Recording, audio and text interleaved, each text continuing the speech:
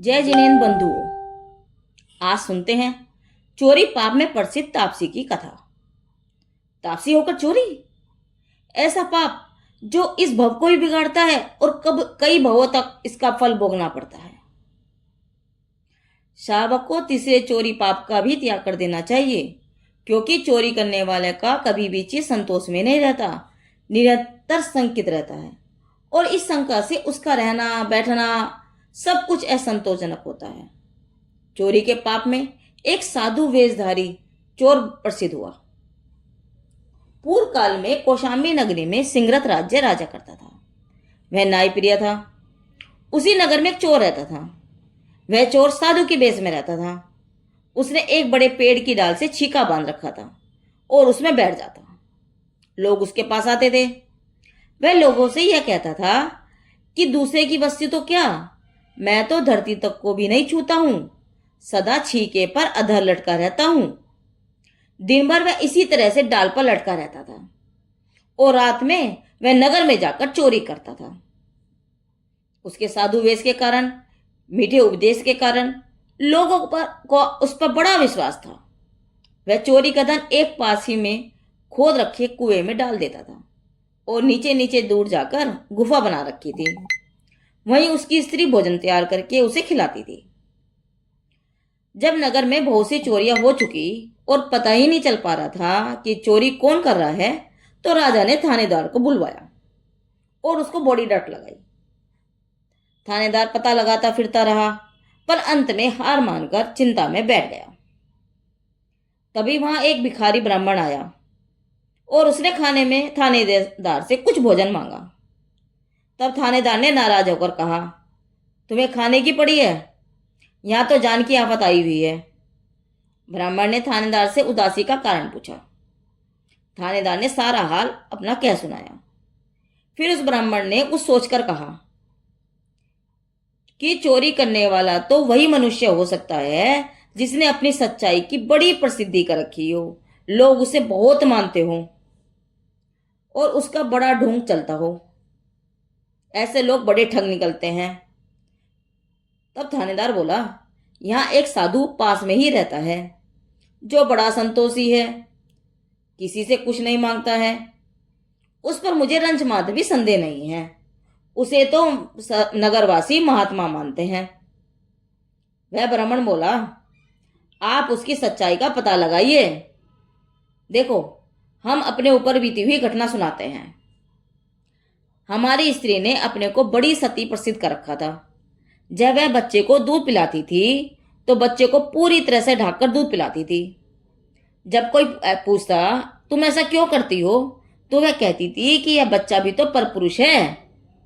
यदि मैं ऐसा नहीं करूंगी तो मेरे अस्तित्व में दोष लगेगा। इस प्रकार बड़ी सती बनती थी। एक दिन मैंने उसे अपनी आंखों से दूसरे के साथ वह विचार करते हुए देख लिया। तभी से मैं विरक्त होकर तीर्थ यात्रा को निकल पड़ा हूं। मैं भिखारी नहीं था, बड़ा संपन्न था। बहुत सा सोना था मेरे पास। मैंने उस सोने को एक लाठी के अंदर भरवाकर उसका मुख बंद कर रखा था और उस लाठी को मैं हमेशा अपने हाथ में रखता था। एक दिन की घटना है, यात्रा करते हुए मुझे एक लड़का मिल गया। अब वह भी मेरे साथ रहने लगा। साथ रहते हुए कुछ ही दिनों में मुझे उस पर विश्वास हो गया। एक दिन हम और वह लड़का दोनों एक कुमार के यहाँ शाम को ठहर गए और सुबह वहां से आगे बढ़ गए। कुछ दूर आकर वह लड़का बोला, बड़ा गजब हो गया है, मैं हूं चोरी का त्यागी और यह कुमार के घर का तिनका मेरे देह से चिपक कर आ गया है। मैं उसे वापस करके आऊंगा। आखिर वापस करने गया। तब से उस बालक पर मुझे बड़ा विश्वास हो गया।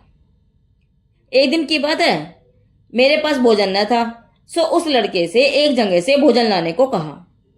तो लड़का बोला, भोजन लेकर लौटते लौटते रात हो जाएगी, इसलिए रात को कुत्ते आदि से बचने के लिए यह लाठी मुझे दे दीजिए। सो मैंने विश्वास में आकर वह लाठी उसे दे दी, पर वह लाठी लेकर अभी तक लौट कर नहीं आया। मैंने उसका बड़ा पता लगाया, पर वह कहीं ना मिला। तो ऐसे कितने ही ढोंगी लोग होते हैं जो अपनी सच्चाई की बड़ी प्रसिद्धि करते हैं, मगर वे चोर और दगाबाज होते हैं। अच्छा थानेदार साहब, मैं ही आज रात को उस साधु की परीक्षा करूंगा। अब वह ब्राह्मण रात होते ही उस तापसी के आश्रम पे जा पहुंचा। तापसी के चेलों ने टोका, तू कौन है? ब्राह्मण बड़े दीनता भरे स्वर में बोला, मैं एक मुसाफिर हूं, मुझे रात को सूझता नहीं है, यहीं कहीं किसी कोने में पड़ा रहूंगा और सवेरे होते ही चला जाऊंगा। यह समाचार उन चेलों ने तापसी को दिया तो तापसी बोला, कोई बात नहीं, अंधा है, पड़ा रहने दो रात भर किसी कोने में, उससे अपना कुछ बिगड़ता नहीं है। एक जगह कोने में उसे पड़े रहने की आज्ञा दे दी। वह पड़ा पड़ा सब हाल छुप छुप कर देखता रहा, यहाँ ये लोग क्या करते हैं।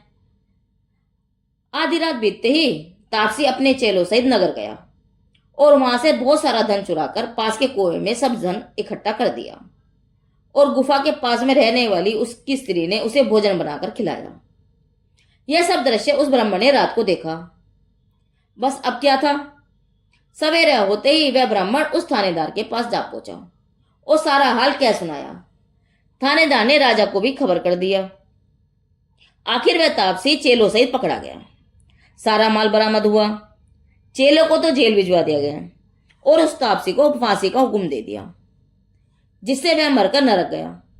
बंधुओं देखो, चोरी करना बड़ा पाप है। चोरी करने वाले लोग न इस भव में सुख पाते हैं और न ही परभव सुधार पाते हैं। इस कारण सज्जन पुरुष चोरी के पाप का त्याग करते हैं। शराबक जन कुशील का भी त्याग करते हैं। जिसके ब्रह्मचर्य नहीं, उसका तन मन धन और वचन सब कुछ दीन हो जाता है और धर्म में उसका चित नहीं रह पाता है। चोरी पाप में प्रसिद्ध तापसी की कथा पूरी हुई। जिनदेव की वाणी आगम वाणी।